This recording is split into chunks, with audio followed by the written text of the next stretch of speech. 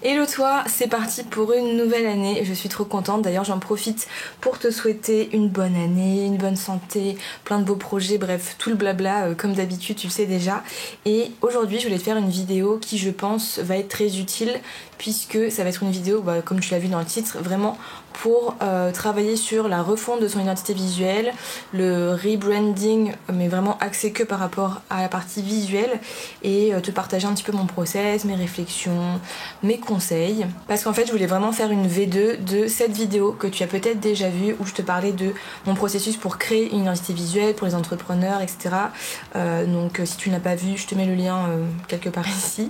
Mais voilà, j'aimerais bien la refaire, l'updater et l'axer vraiment pour les gens qui sont pas forcément en création, les personnes qui ont déjà un petit peu une base ou une mini base on va dire, par exemple si t'as déjà bidouillé un petit peu ton logo, t'as déjà une gamme de couleurs que t'as fait toi-même et du coup qui a peut-être changé 10 000 fois, mais voilà je voulais partager le process les bases qui sont selon moi importantes pour retravailler tout ça et selon moi il y a deux possibilités. La première possibilité ça va être de reprendre tout depuis le début, un petit peu tout reprendre à zéro. Vraiment comme si c'était un peu de la création. Donc tu peux t'aider de la vidéo comme je t'ai dit qui date déjà d'il y a 1 an je crois à peu près. Et du coup reprendre tout à plat, reprendre les bases, tout. On coupe tout, on reprend tout, on fait table rase du passé, pas complètement mais presque, pour repartir, reposer les bases, les fondations et avoir un truc tout neuf, mais donc forcément qui va faire un gros changement avec ce que tu avais déjà établi à la base puisque ça va être vraiment, on repart de zéro. Je crois que ça fait 20 fois que j'ai dit repartir de zéro. Et du coup la deuxième possibilité ça va être de garder en partie ce qui a déjà été fait, peut-être garder le concept de base, le style graphique dans les grandes lignes que tu as déjà défini, mais on va le faire évoluer pour aller vers autre chose, peut-être développer des nouvelles choses à partir de ce que tu as déjà posé. Par exemple on garde certaines couleurs et on va en ajouter d'autres ou modifier des teintes ou venir peut-être garder cette gamme de couleurs et la faire évoluer pour qu'elle soit déclinable sur plusieurs saisonnalités, ou peut-être on met juste à jour le logo parce qu'il y a des bases qui sont bien mais on vient le retravailler ou le modifier très très légèrement. Donc voilà, ces différentes possibilités, ces deux possibilités qui dans tous les cas selon moi ont 4 grandes phases. Donc premièrement analyser. Ensuite, deuxièmement, poser les bases, ou poser les nouvelles bases, peu importe, retransmettre visuellement ce que tu auras défini, et synthétiser, et je vais t'en parler tout de suite.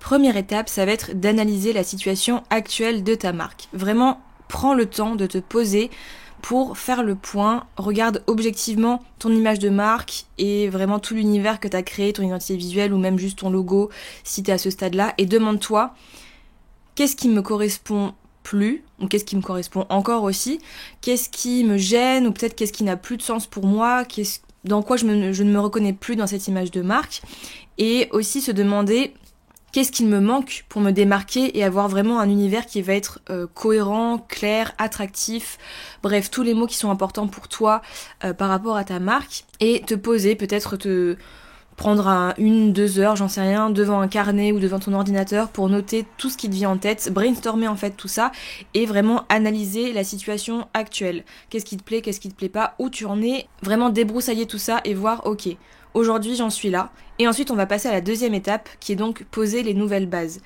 Une fois qu'on a défini ok, actuellement j'en suis là, on va se demander vers quoi je veux aller.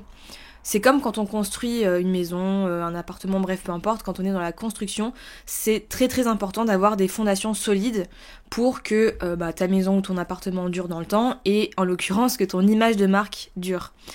On veut pas créer un univers visuel qui va changer toutes les 3 semaines et qui ne va pas te satisfaire pendant des années.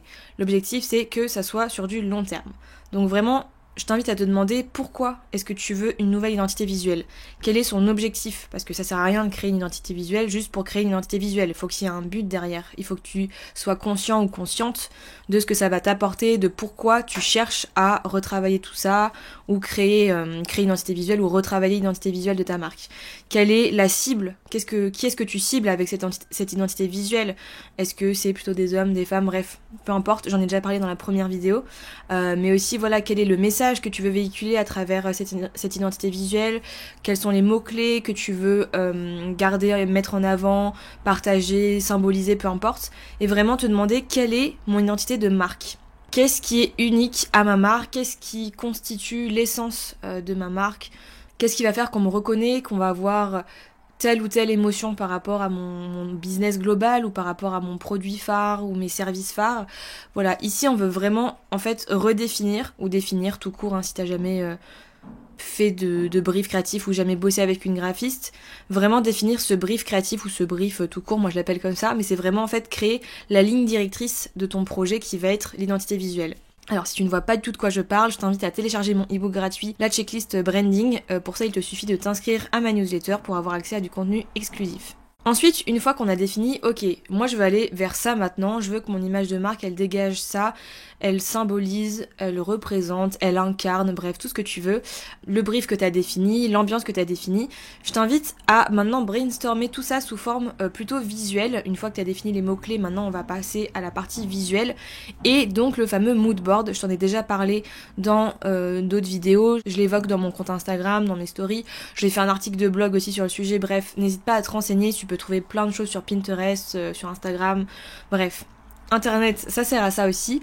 Et donc, comme je disais, inspire-toi à partir de tes mots-clés, des mots que tu as définis pour représenter ta marque, tes valeurs, etc.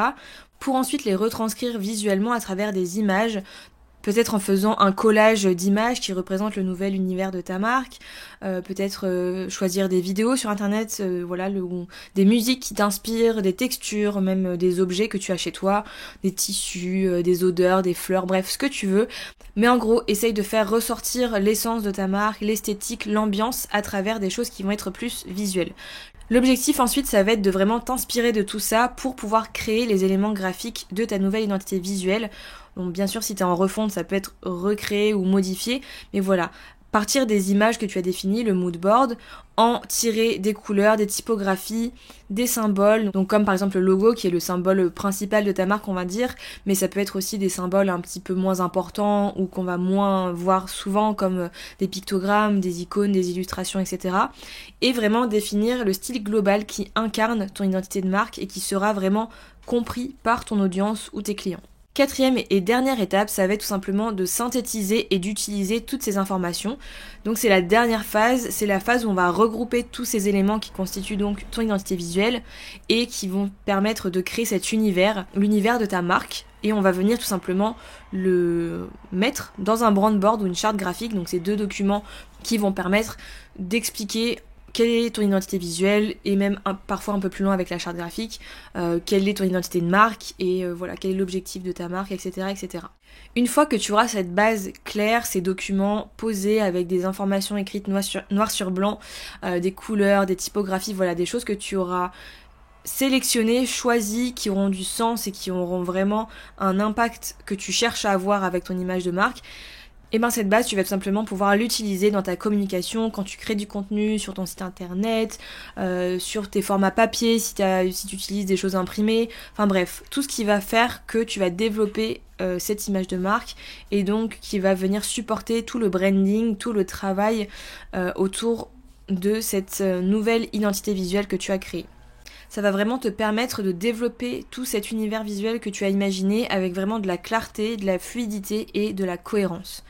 D'ailleurs, si tu as vraiment envie de développer ton image de marque dans tes réseaux sociaux et notamment sur la plateforme Instagram, je t'invite à regarder la vidéo que j'avais fait sur le sujet. J'explique notamment comment brander son compte et ses stories par exemple en utilisant des fonctionnalités notamment sur les téléphones iOS, mais bref, je te laisse regarder tout ça. Et voilà donc pour les 4 grandes étapes qui m'aident moi personnellement quand je travaille sur des projets clients, quand je travaille sur ma propre marque, à retravailler mon image de marque, mon identité visuelle notamment. Donc je fais un petit récap. Les 4 grandes étapes sont donc premièrement d'analyser la situation actuelle, analyser où tu en es. On fait un constat tout simplement. Deuxième chose, c'est de poser les bases, les fondations, vraiment faire un brief clair et précis de vers quoi tu veux tendre, vers quoi tu veux aller. Troisième point, ça va être de retransmettre visuellement tout ce que tu as défini dans l'étape juste avant, comment est-ce qu'on peut retranscrire ça, qu'est-ce qu'on peut faire, quelles modifications on peut apporter, etc. Et quatrième point, ça va être pareil, de synthétiser tout ça pour pouvoir l'utiliser concrètement à travers le brand board ou la charte graphique. Bref, peu importe, c'est à toi de voir.